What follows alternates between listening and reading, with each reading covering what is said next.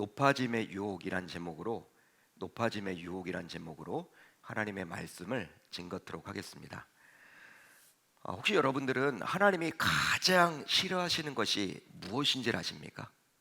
하나님이 이것만큼은 용서하지 않을 거야. 하나님이 가장 싫어하시는 것이 뭘까요? 신자인 우리는 이 질문에 우상숭배라고 말을 할 것입니다. 우상숭배다. 네, 맞는 말이죠. 하나님은요, 우상숭배를 싫어하실 뿐만 아니라 아주 증오하십니다. 증오하신다라는 거예요. 그러기에 율법의 기본이라 할 수 있는 십계명, 그 십계명에서도 우상숭배를 엄히 경고를 해주고 있죠. 여러분, 1계명과 2계명을 통해서 가장 먼저 경고를 해주고 있습니다. 너는 나 외에는 다른 신들을 내게 두지 말라. 너를 위하여 새긴 우상을 만들지 말고 또 위로 하늘에 있는 것이나 아래로 땅에 있는 것이나 땅 아래 물속에 있는 것에 어떤 형상도 만들지 말며 그것들에게 절하지 말며 그것들을 섬기지 말라. 자, 그렇다면 왜 인간은 우상을 만들고 섬기고 숭배를 하는 것일까요? 여러분, 그럴 이유가 있을 거 아닙니까? 인간이 왜 그럴까요? 여러분, 하나님이 계시는데 왜 인간은 그 하나님을 온전히 섬기지 못하고 또 나름 우상을 만들어서 섬기면서 숭배까지 하는 것일까요? 그것은 바로 인간이 스스로 높아졌기 때문입니다. 다른 이유가 아니에요. 그러니까 우상 숭배를 하는 분이 있다. 그분은요, 하나님을 믿지 못하기 때문에 우상을 숭배하는 거죠. 우리가 여러분 하나님 믿으면서도 돈을 여러분 우상처럼 숭배할 수가 있잖아요. 하나님만을 섬겨야 되는데 돈도 같이 섬긴다.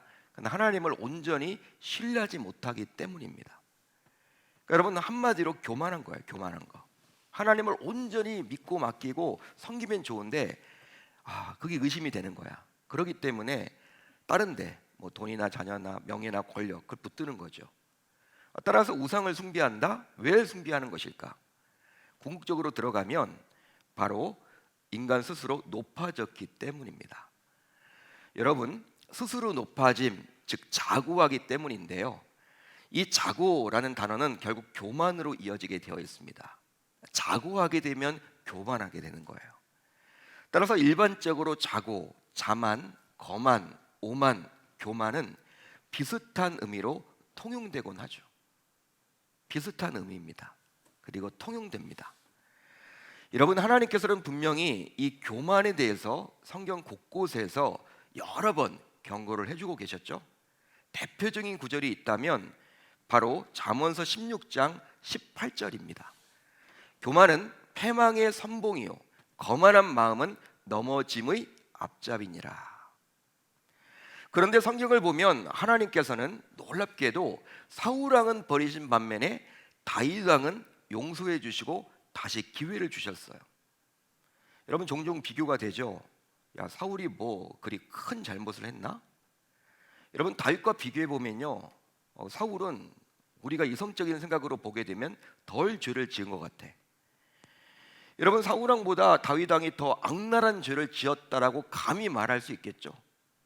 판사에게 여러분 딱 판결을 해달라. 눈에 보이는 판사에게, 세상 판사에게 이야기를 하면요, 판사가 사울은 무죄. 왜? 죄를 발견할 수가 없으니까. 어떤 증거가 없잖아요. 거의 여러분 무죄나 뭐 죄를 여러분 묻더라도 그렇게 여러분 큰 형량을 이렇게 하진 않을 거예요. 그렇지만 다윗은 딱 눈에 보이죠. 큰 죄를 짓지 않았습니까? 다윗은 자신의 충복이었던 우리아의 아내였던 밧세바를 범했습니다. 즉 간음죄를 졌어요.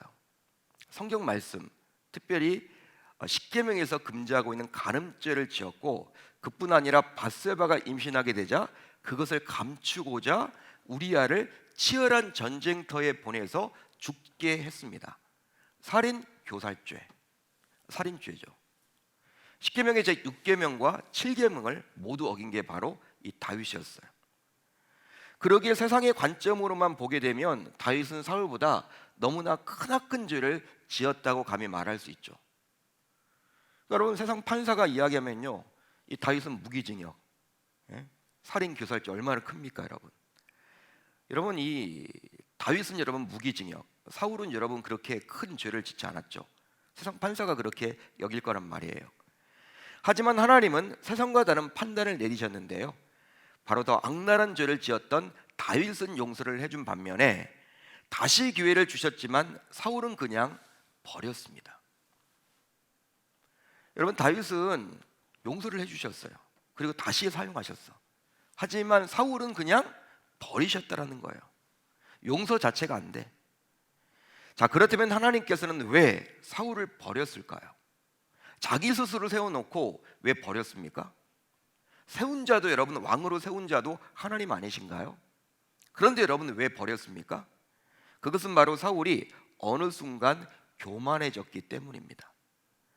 한마디로 사울은 어느 순간 자고하게 되어서 하나님께 돌이킬 기회가 주어졌지만 그 기회를 살리지 못하고 결국 회개치 않음으로 하나님께 버림을 받게 된 거예요.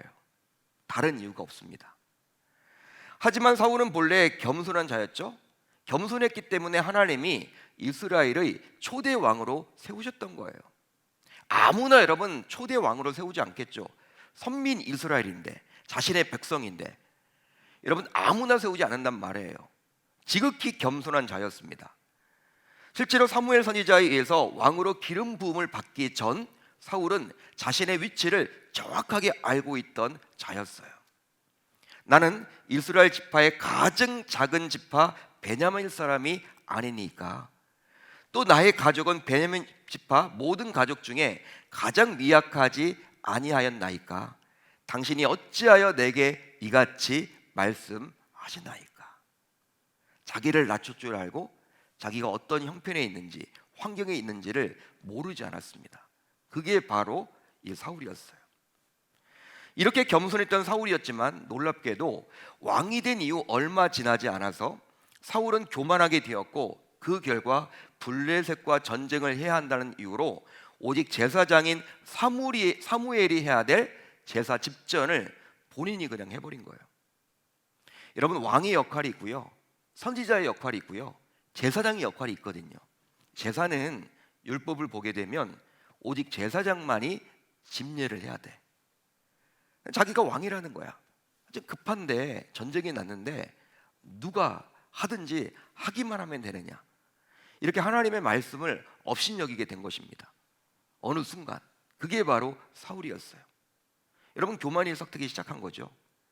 그뿐 아니라 사울은 아말렉을 진멸하라는 하나님의 명령을 받았지만 자신의 멋대로 아가왕을 살려주었고, 좋은 양소 역시 제사 때 사용할 것이라고 해서 남겨두었어요.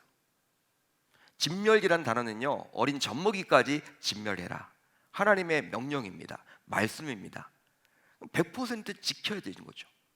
자기가 여러분 생각하는 거야. 자기가 하나님이 된 거야. 그래서 살려줄 것, 또한 진멸할 것, 자기가 판단해 버립니다. 여러분, 교만이 점점 이제 진보하고 있는 거예요. 더욱이 사울은 아말렉과의 전쟁에서 승리를 했습니다. 하나님의 은혜로 승리를 했는데, 이 승리한 것을 기념하고자 하나님께 제사를 먼저 드려야 함에도 불구하고 그 이전에 자기 자신을 위해서 기념비를 세웠어요. 여러분, 자기 자신을 위해서 기념비를 세웠다는 것은요, 이 전쟁에서 누구 때문에 승리했다, 그걸 다 기록해 놓는 거죠. 그게 여러분 사울이었습니다. 어떤 사람이 사무엘에게 말하여 이르되, 사울이 갈멜에 이르러 자기를 위하여 기념비를 세우고 발길을 돌려 길갈로 내려갔다 하는지라. 자기를 위해서 기념비를 세워. 여러분, 아말렉과의 전쟁은요, 하나님께서 하라고 해서 이긴 전쟁이야. 그럼 여러분, 하나님 앞에 영광을 올려드리고 예배를 우선 드려야 되겠죠. 그런데 그 예배 드리기 전에 자기 자신의 이름을 드러내기 위해서 제사를 기념비를 이렇게 세웠다. 교만의 극치를 달리고 있는 겁니다. 결국 자신의 잘못을 돌이킬 기회가 주어졌죠. 사무엘이 여러분 몇 번이나 가서 이야기를 했잖아요.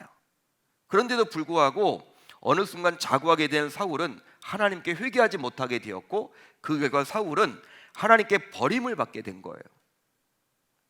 이처럼 신자라도 교만, 즉 자고하게 되면 회개할 기회가 주어져도 결코 돌이키지 못하기에 교만은 그만큼 위험하고 무서운 거예요. 여러분, 교만을, 여러분 그게 왜 무섭냐면 그게 여러분 왜 안타깝냐면 회개할 기회가 주어져도 회개치 않아요. 그러니까 하나님께서는 여러분 이 교만한 자는요 버리실 수밖에 없는 거야. 왜? 회개하지 않으니까. 그러기에 사랑이 많으신 하나님조차도 교만한 자는 답이 없는 거예요. 그냥 버리실 수밖에 없는 거예요. 여러분 어떤 잘못해도 회개를 하면요 우리 주님은 용서해 주시잖아. 근데 회개할 기회가 주어져도 회개하지 않으니 여러분 교만만큼 무서운 것이 어디 있단 말입니까? 여러분 실제로 성경을 보게 되면 인간의 자고함은 아주 오래되었어요. 역사가 깊습니다. 에덴 동산에서 살던 아담 부부는 선악과를 먹어서 하나님처럼 될까봐 하나님께서 그 선악과를 먹지 못하도록 했다라는 뱀의 유혹에 넘어가 버렸어요. 한마디로 아담 부부는 눈이 밝아져서 하나님처럼 되고 싶었던 것이죠. 자기 마음속에 하나님처럼 되고 싶었던 마음이 있었다니까요. 그러다 보니까 사단이 여러분 그것을 노리는 거죠. 그 틈을 여러분 벌린 거죠. 그 틈에 들어가 버린 거죠. 쉽게 말하면 아마도 피조물이란 자신의 위치에 만족하지 못하고 어느 순간 창조주가 되어보고 싶었던 거예요. 그게 바로 아담이었습니다. 그랬기에 선악과를 따먹어서 결국 하나님과의 관계가 단절되어서 에덴 동산에서 쫓겨나게 되었던 것이죠. 그뿐 아니라 언어의 혼잡을 일으키게 한 바벨탑 사건 역시 인간 스스로 자신들의 이름을 내고자 바벨탑을 쌓은 것에서 시작이 된 것입니다. 성읍과 탑을 건설하여 그 탑 꼭대기를 하늘에 닿게 하여 우리 이름을 내고 인간 스스로의 이름을 내고 온 지면에 흩어짐을 면하자.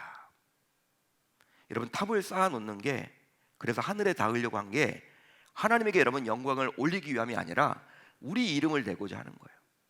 어떤 건축물을 지을 때도요 여러분 자기 이름을 드러내기 위해서 어떤 큰 아름다운 건축물 모형 조각을 해놓고 자기 이름을 여러분 드러내려고 하는 거예요. 하나님께 여러분 영광을 올려드리면 좋은데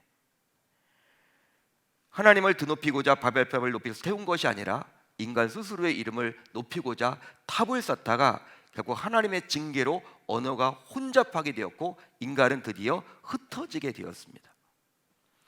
따라서 아무리 신자를 하더라도 스스로 높아지고 싶은 이런 유혹은 항상 우리를 호시탐탐 노리고 있다는 거예요. 쉽게 말하면 스스로 높아지고 싶은 이런 인간의 욕구를 사탄은 가만두지 않습니다. 가장 좋은 먹이에요. 사탄의 먹이. 여러분 그걸 좋아해요. 사탄은. 여러분 개미가 여러분 설탕, 단 것을 참 좋아하는 것처럼 단 것 놔두면 여러분들 막 집에 개미가 끓죠.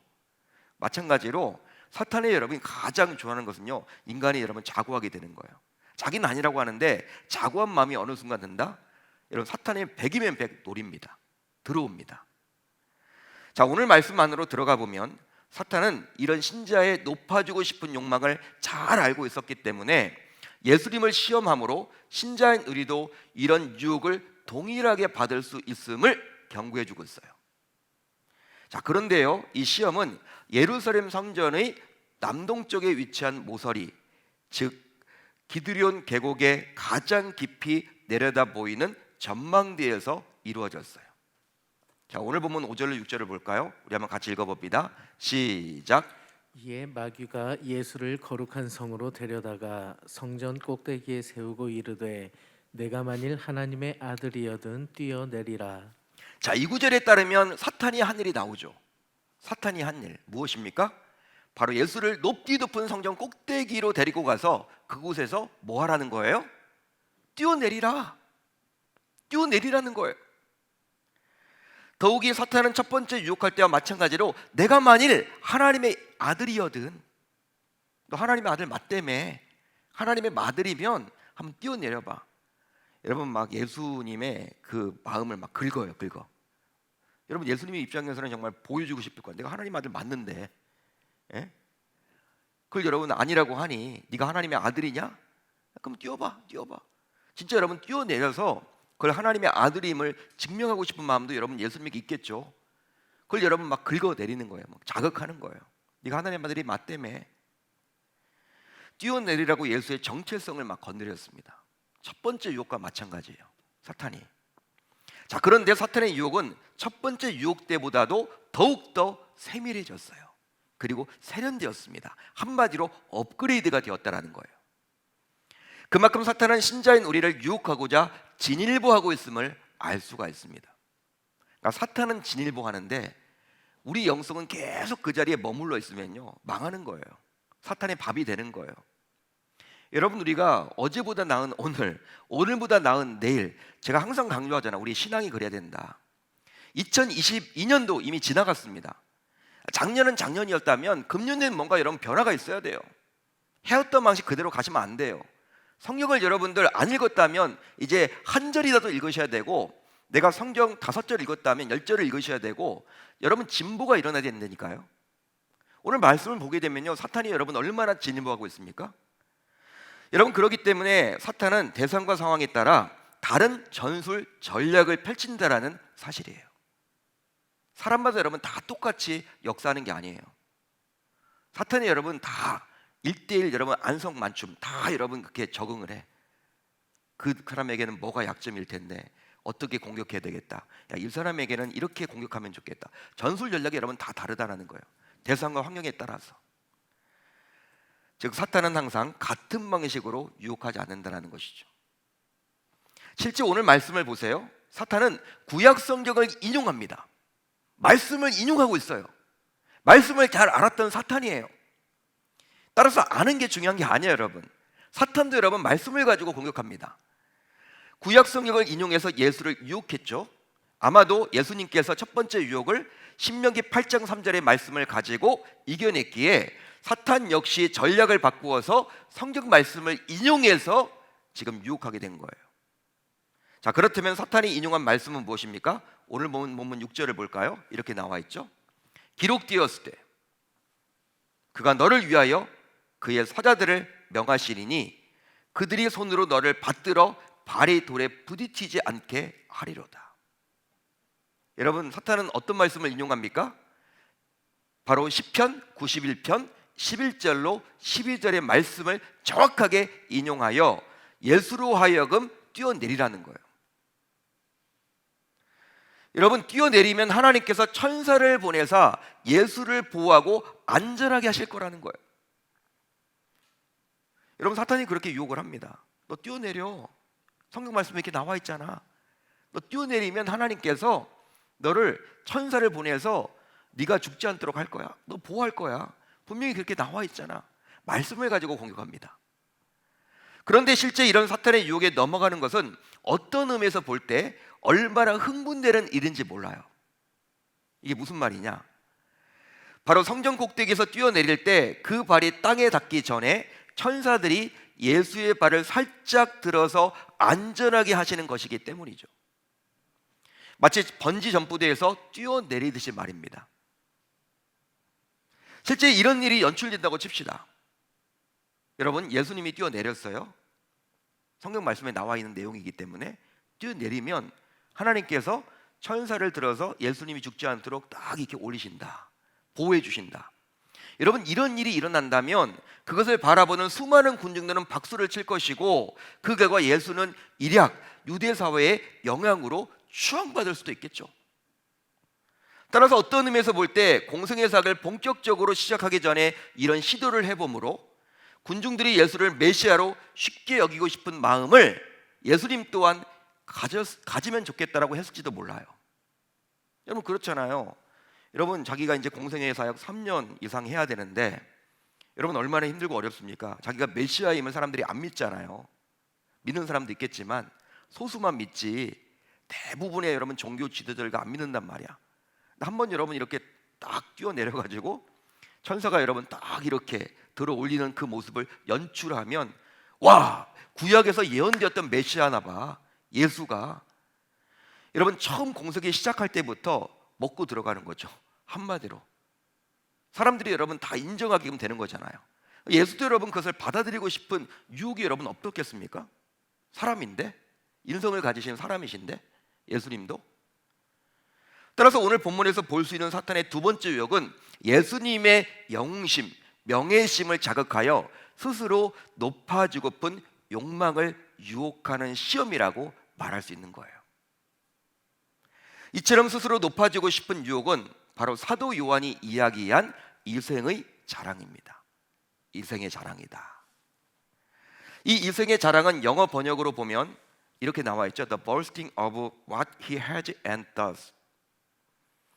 그러기에 사람이 가지고 또 하는 것을 자랑하는 것이 바로 이생의 자랑이에요. 이것은 스스로의 소유와 행동을 자랑하는 것이기에 스스로 더 주목받고 싶은 것이라고 감히 말할 수 있습니다. 남들이 인정해주면 좋겠다라는 거예요. 따라서 요즘 사람들이 추구하는 명예욕, 권력욕, 인기, 거기에 더하여 대접받고 싶은 욕구라고 감히 말할 수 있는 거예요. 대접받고 싶은 욕구, 인기, 명예욕, 권력욕. 남들이 알아주면 좋겠다. 여기에 다 속하는 거예요. 실제로 물론 예외는 있겠지만 대부분의 사람들은 이런 높아지고 싶은 욕구를 모두 가지고 있습니다. 뭐 여러분 이렇게 좋은 이야기 들으면요 참 여러분 어깨가 막 들어가죠. 예? 어깨에 힘이 들어가요 여러분. 좋은 이야기 들으면. 자, 그러다 보니 어느 정도 자신의 분야에서 성과를 내고 성공했다는 평을 받는 분들을 보게 되면 정치권에 관심을 보이고 자꾸 들여가려고 하는 것 같아. 뭐 기자들도 그렇고 연예인들도 그렇고. 여러분 그렇잖아요. 딱 보세요. 뭐 사업하다가도 그렇고 뭐 정치권을 다 가려고 그래. 어느 순간 여러분 그 부분 잘했으면요 계속 더 진일보해서 그 부분에서 여러분 성공하면 좋잖아. 여러분 사업을 하다가 갑자기 정치로 들어가 성공했던 분이, 여러분 각 직업군에서 성공했던 분들이 심지어 목회자까지도 정치권을 막 기웃거리고 그런 분들이 있습니다. 더욱이 구의원, 시원을 하고 난 이후에는 구청장, 시장이 되겠다라는 거예요. 밟아 나가는 거예요 여러분. 밟아 나가는 거. 그리고 여러분 구청장, 시장이 되고 난 이후에는 또 국회의원이 되고 싶고, 국회의원이 되고 싶으면 장관이 되고 싶고, 장관이 되고 싶으면 총리가 되고 싶고, 총리가 되고 난 다음에는 대통령이 되고 싶고, 대통령이 되면 다 노벨상 받고 싶고. 그게 여러분 사람이에요. 또 신자들 가운데서는 안수집사, 권사, 장로와 같은 직분을 스스로 높아지려는 수단으로 삼는 분들이 있어요. 한마디로 교회의 직분은 분명히 세상의 계급과는 다른데도 불구하고 그런 교회의 직분을 신분 상승의 기회로 여기며 직분자가 되려고도 합니다. 하지만 그렇게 되면 그 자신도 불행해지고 결국 교회도 어려워져요. 그러니까 내가 왜 직분을 받았느냐, 왜 내가 직분자가 되어야 하느냐, 특별히 장로님이 왜 내가 되셔야 하느냐. 우리가 여러분 항상 고민하셔야 돼요. 세상의 계급과는 다릅니다.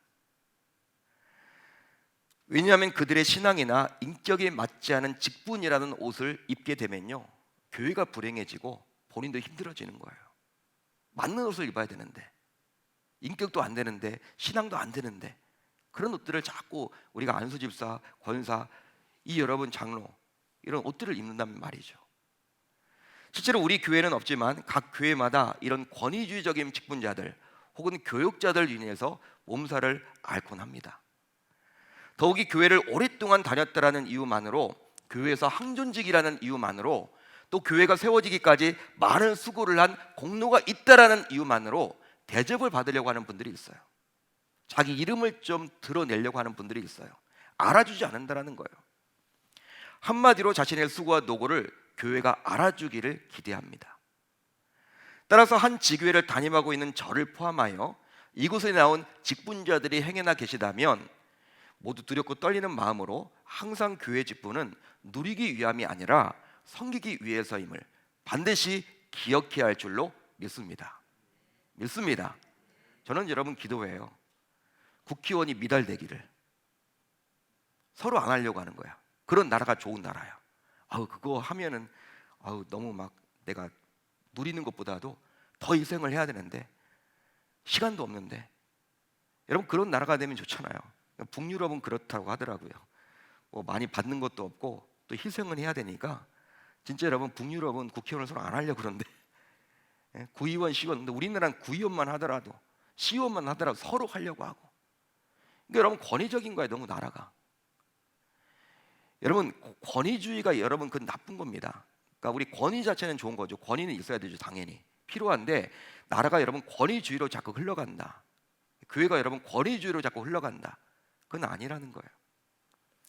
그렇습니다. 이처럼 많은 사람들에게 존경을 받고 주목을 받고 높아지고 싶은 욕구는 때로는 돈이나 성을 갈망하는 욕구보다도 더 크다고 볼 수도 있어요.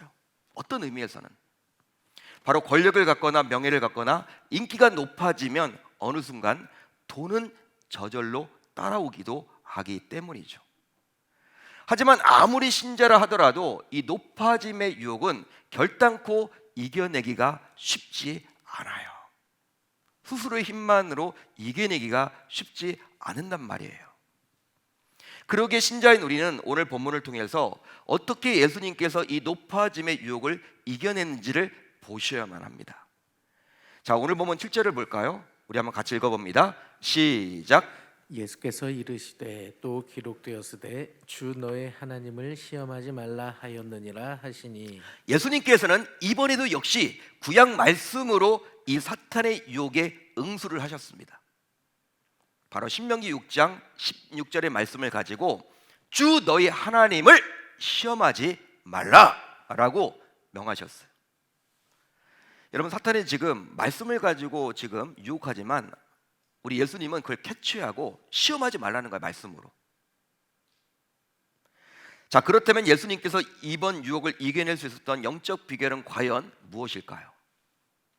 그것은 바로 언제나 하나님의 말씀으로 무장되었습니다.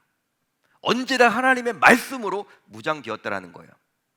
실제로 예수님께서는 항상 사탄에게 말씀을 가지고 대항을 하셨죠. 말씀을 가지고. 그렇게 어제 살펴봤던 첫 번째 유혹뿐만 아니라 두 번째 유혹에서도 말씀으로 대항할 수 있었던 것입니다. 왜? 항상 말씀으로 무장되었기 때문에 꺼내면 되는 거예요. 여러분, 바울 사도 역시 영적 전쟁을 이기기 위해서는 공격용 무기인 성령의 검, 즉 말씀으로 무장해야 된다라고 에베소서 6장에서 분명히 언급해주고 있죠. 그러기에 신자인 저와 여러분들 역시 어떻게 마주칠지 모르는 이 유혹을 이겨내기 위해서라도 항상 말씀으로 무장해야 할 줄로 믿습니다. 여러분, 리딩 지저스 다 신청하세요. 말씀을 읽으셔야 돼. 그리고 말씀을 여러분 되도록이면 암송하셔야 돼. 우리가 성경을 여러분 들고 다니지 못할 때도 있잖아요. 말씀을 여러분 묵상하세요. 암송하세요. 읽으세요. 배우세요. 여러분, 교회에서 45주간 딱 정해져서 같이 하자고 하는데 내가 그걸 해야 되나? 말씀으로 무장할 수밖에 없어요. 사탄의 유혹을 이기려면. 여러분, 뭔가 여러분 무장한 그게 무기가 있어야지 우리도 이겨낼. 예수님도 여러분들 우리에게 그 본을 보이셨잖아요. 예수님 다른 방법이 아닙니다. 우리가 가지고 있는 그 말씀 그대로, 여러분 구약 성경 그대로 그걸 가지고 여러분 이겨냈잖아요. 우리도 무장을 해야 되는 것이죠. 자, 그런데요, 오늘 말씀을 보세요. 신자인 우리 역시 예수님처럼 말씀으로 무장하되 한 가지 놓쳐서는 안 된 것이 있어요. 그게 뭐냐? 그것은 바로 사탄은 언제나 하나님의 말씀을 왜곡하여 적용한다라는 거예요. 말씀을 왜곡하여 적용해요. 말씀을 가지되 그걸 왜곡합니다. 실제로 사탄은 시편 91편 11절에서 12절의 말씀을 가지고 뛰어내리면 천사를 통해서 지켜주겠다라고 약속해주고 있죠. 말을 하고 있죠. 말씀을 그대로 인용했습니다. 물론 이 말씀은 시편 91편 11절 12절에 나와요. 하지만 이 말씀은 무모하게 뛰어내리라는 모험을 감행하라, 무모하게 뛰어내리는 모험을 감행하라는 의미로 적용해서는 안 되는 거예요. 내가 여러분 막 뛰어내려서 예수님, 하나님께서 천사 이렇게 나를 보호해 주신다고 나 뛰어내리겠다. 여러분, 그렇게 적용해서도 안 된다는 거예요. 무모하게 뛰어내리는데 적용하는 구절이 아니라는 거예요. 그런데 사탄은 교묘하게 하나님의 말씀을 왜곡하여 예수님께 무조건 뛰어내리라고 적용하고 있죠. 그런 의도가 아닌데, 시편 91편은 그런 의도에서 쓰여진 성경 말씀이 아닌데 여러분 그 구절만 딱 따와가지고 사탄이 여러분 그렇게 유혹한단 말이에요. 하지만 예수님께서는 말씀을 잘 알고 말씀으로 무정하되 말씀을 잘 분별하셨습니다. 분별이 중요해요. 따라서 우리 역시 하나님의 말씀을 잘 알고 묵상하고 말씀으로 무장하되 말씀을 잘 분별할 수 있기를 바랍니다. 분별하셔야 돼요, 여러분. 실제로 이단 사이비들의 경우 하나님의 말씀을 가지고 오히려 왜곡해서 전달하거나 적용하는 경우가 참으로 많아요. 여러분 신천교인들, 신천지 교인들, 여러분 신천지는 여러분 다 말씀 가지고 공격하지. 동일해 여러분 하나님의 교회 다 말씀이에요. 우리랑 여러분 다르지 않아. 분별하실 줄 알아야 돼. 혹하시면 안 돼. 여러분 주변에서 어떤 용하다는 선교사님이 말씀을 잘 푸신다. 그런데 여러분 따라가시면 안 돼요. 따라가시면 안 돼요. 여러분 다 말씀을 이야기한다고 해서 그분이 여러분 어떤 신학교를 나왔는지, 정말 어떤 교회에서 목회를 하고 있는지, 어떤 선교 단체인지 그거 보셔야 돼요, 여러분. 진짜 그래요, 여러분. 요즘에 그런 시대입니다. 바로 처음부터 교주의 사상을 이야기하면 사람들이 속지 않죠. 누가 속아요, 여러분? 이만희 씨의 말입니다. 누가 여러분 그 말을 듣겠냐고. 다 말씀을 가지고 공격을 하니까. 안상홍 씨의 말입니다. 누가 듣겠냐고. 안 듣는단 말이에요, 사람들이. 교주의 그런 사상을 처음부터 말을 하면. 여러분 다 말씀을 가지고 처음에 공격을 해요. 나중에 여러분 이제 어느 정도 자기네 여러분 이렇게 딱 들어오면요, 이제 교주의 사상을 설파하죠. 그러기에 우리 역시 말씀을 제대로 분별하지 못하게 되면 결과적으로 이단 사이비에 쉽게 넘어갑니다. 쉽게 넘어가요. 말씀을 몰라도 문제고 분별하지도 못하는 것도 문제예요. 그러니까 알고 분별하실 수 있어야 하는 거예요. 그러니까 여러분들이 좀 듣고 좀 이상하다 그러면요, 우리 교육자들한테 이분이 정말 이 말이 맞는지 물어보세요. 그러니까 여러분 신학을 전공한 거죠. 신학을 7년, 9년, 10년 다 전공을 하는 거죠. 여러분 말씀 여러분 이 말씀이 나와 있다. 이걸 여러분 잘못 해석을 하고 적용을 한다. 뛰어내리래 무조건 천사가 그러면 수종 들 거래. 그런 의도가 아니라니까요. 시편 91편은. 근데 지금 마귀도 사탄도 그냥 그 말씀 그대로 딱 그것만 여러분 딱 그 두 줄만 띄어서 지금 그걸 가지고 공격하잖아요. 따라서 이 말씀을 듣는 주의 권속들 모두 이제 예수님처럼 말씀을 잘 분별함으로 어떤 사탄의 세련된 유혹도 넉넉하게 이겨낼 수 있어야 할 줄 우리 주님의 이름으로 축원합니다. 축원합니다. 말씀을 여러분들 우리가 무장하세요. 새해가 밝았죠. 이제 1호는 지나갔습니다. 지금부터라도 늦지 않았어요. 말씀을 여러분 알고 묵상하고 암송하고 무장하세요. 그뿐 아니라 분별하실 수 있는 말씀의 사람들이 다 되실 수 있기를 바랍니다. 그래야지만 사탄 마귀의 유혹을 우리가 이겨낼 수 있다라는 사실이죠. 저와 여러분들 높아지려고 하는 그 마음이 생길 때마다 오늘 이 말씀을 기억하시고 내가 잘못하면 사탄의 밥이 될 수도 있겠구나. 여러분 누군가 여러분 칭찬을 하면요, 칭찬을 여러분 받아들이세요. 감사합니다. 고맙습니다. 그렇지만 그게 자고하게 돼서는 안 돼. 여러분 예수님조차도 오병의 기적을 베풀었더니요, 그 여러분 3만 명이 되는 남자 장령만 5천 명이니까 2, 3만 명이 되지 않습니까? 그 군중들이 여러분 막 자신들의 임금으로 삼으려고 하니까 예수님 어떻게 했어요? 자기도 여러분 사람인데, 한편으로 사람인데 자기도 여러분들 막 이렇게 교만하게 될까봐 산에 가서 기도하셨어. 그 자리를 피했어. 그게 여러분 예수님이셨어. 여러분 우리라도 다를까요? 우리도 마찬가지예요. 붕 뜨고 여러분 잘 나가고 칭찬받고 인정받고 할 때 오히려 그때 조심해야 돼. 저도 마찬가지죠. 그러니까 저에게 주시는 메시지, 여러분들에게 주시는 메시지, 우리는 항상 하나님 앞에 낮아지는 자세, 자기를 낮출 줄 아는 자세, 항상 예수님이 본인이 하나님이셨지만 그 하나님의 권위를 인정하고 하나님께 물었던 것처럼 우리도 하나님께 묻는 저와 여러분들이 다 되셨으면 좋겠습니다. 교만이 아니라 겸손한 우리 계명의 공동체가 된다면 금년 한 해도 하나님께 인정받게 되리라 저는 믿어요. 그렇게 살아가겠다라고 다짐하고 결단하실 수 있기를 바랍니다.